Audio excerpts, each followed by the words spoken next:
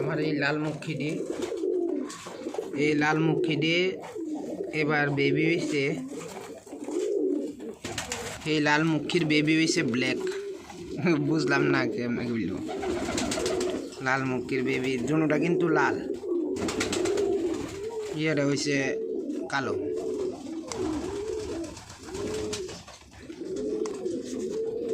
বেবিটা হয়েছে কালো।